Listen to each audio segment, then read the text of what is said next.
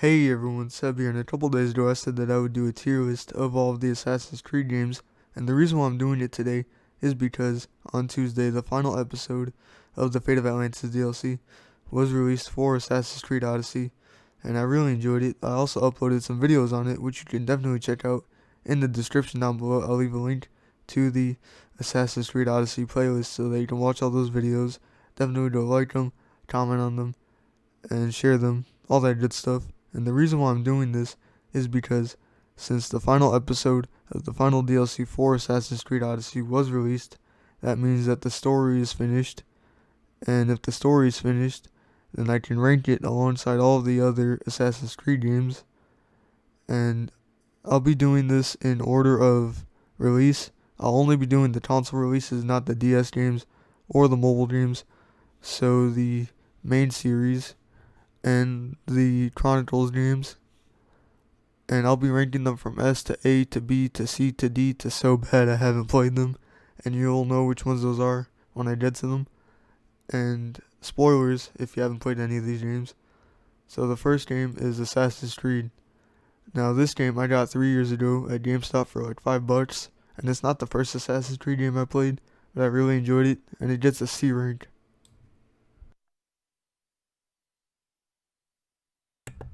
Now, the reason why it gets a C rank is because while I did enjoy it, it's boring in some parts, and Altair sounds bored half the time, and there's not really that many memorable moments in it, so it gets a C. Next is Assassin's Creed 2. Now, I got this game 5 years ago because my boy Savage Solid 146, shout out to him, go subscribe to him.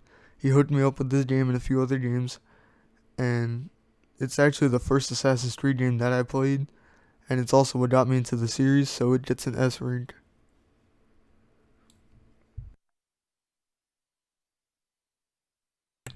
And it gets an S rank because not only was it the game that got me into the series, it has a great story. I really enjoyed it, and also Ezio was first introduced in this game, and he's one of the greatest Assassin's Creed characters, one of the greatest Assassin's Creed protagonists, one of the greatest assassins, and he's just an all-around great character. He's a badass. This game had some great moments in it, and it also had some sad moments in it. And next is Assassin's Creed Brotherhood. Now, I enjoyed this game, but it gets a B.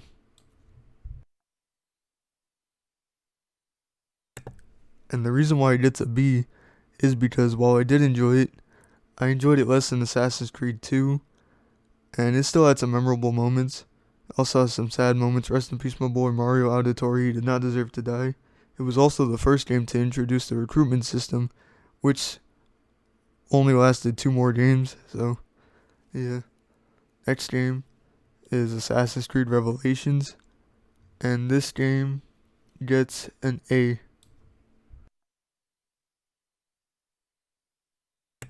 Now, the reason why it gets an A is because I enjoyed it more than Brotherhood, and the reason why is because of Altair.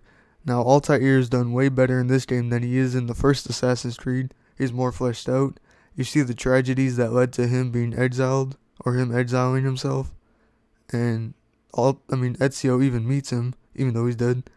And you even see Ezio meet Desmond in the game. And this game had a lot of memorable moments, including the ones I just mentioned. And it had some sad ones too. Rest in peace, my boy Yusuf. And it was just a great game. It was the end of Ezio's journey. And it gets an A. Next is Assassin's Creed 3. And fun fact, I actually played this before playing Brotherhood and Revelations. And this gets a B.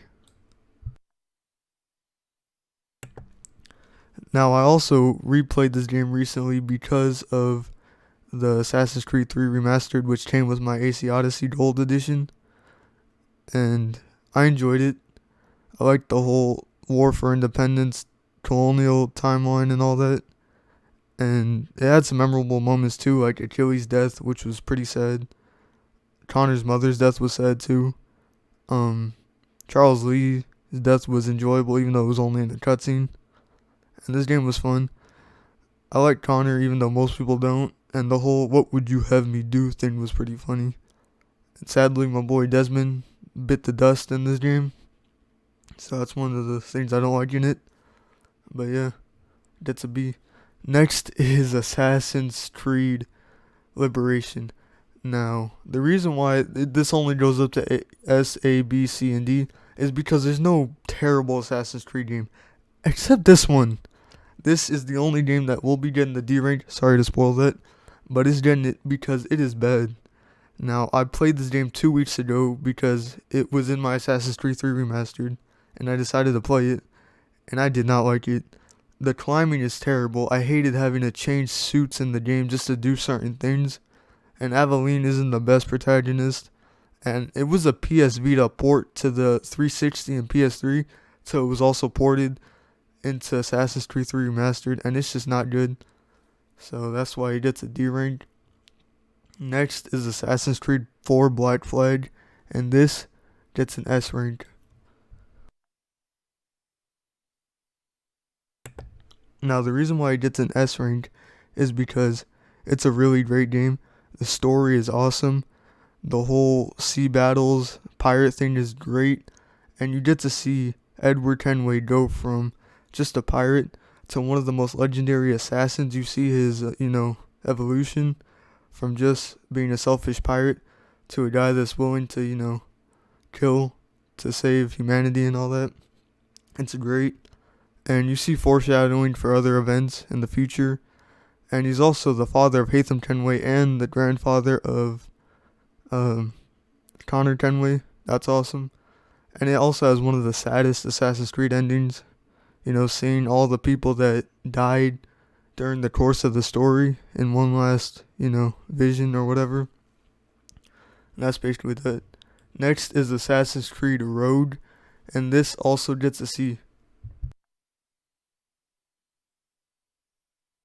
Now, the reason why it gets a C is because this game didn't have any memorable moments. It had one memorable moment, and that was seeing Achilles get maimed, basically. Seeing him lose his ability to walk. That was basically it.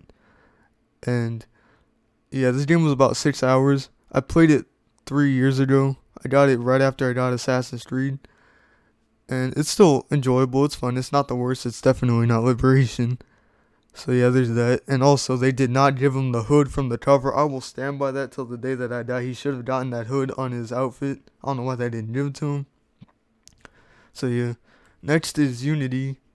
Assassin's Creed Unity. And this gets a B. I know what you're saying. Oh, why didn't it get a D or a C? The reason why I gave it a B is because, the story might not be great. Arno might not be a great protagonist. But France is beautiful in this game. Not only that, this game is, the stuff in it is pretty fun. And also the multiplayer. I had a lot of great memories playing the multiplayer with my boys Killswitch and some other people. Yeah, shout out to Killswitch2913. And I just really enjoyed playing the multiplayer a lot. I had a lot of funny moments in this game, in the multiplayer. So just off the enjoyable stuff in it, that's why I'm giving it a B. Next is Assassin's Creed Syndicate. And this also gets a B. I really enjoyed this game. This was actually the first Assassin's Creed game that I pre-ordered. I think I got a couple videos on it on this channel. But yeah, I really enjoyed it. I actually went to the midnight release of this game, which was pretty funny.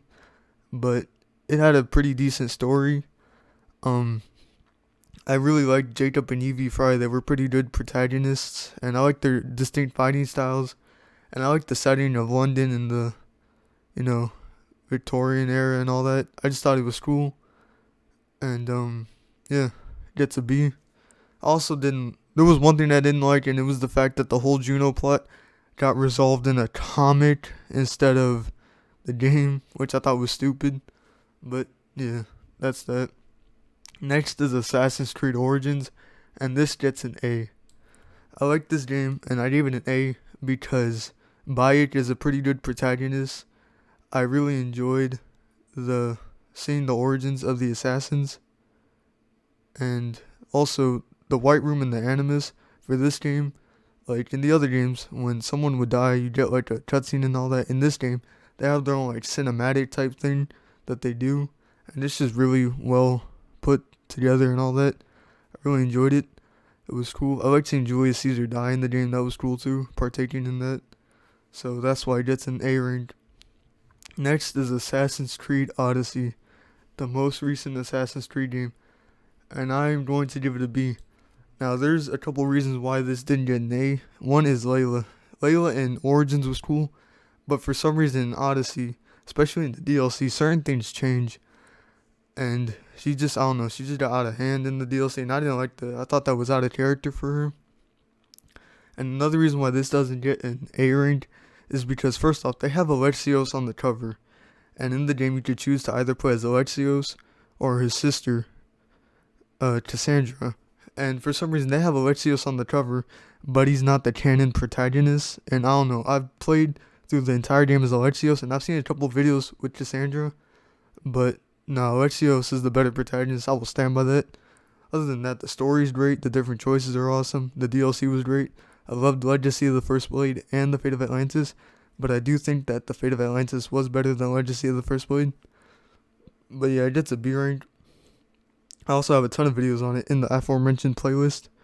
Also, going back to Origins, I forgot to mention, one of my most viewed videos is actually the Hidden Blade video from Origins.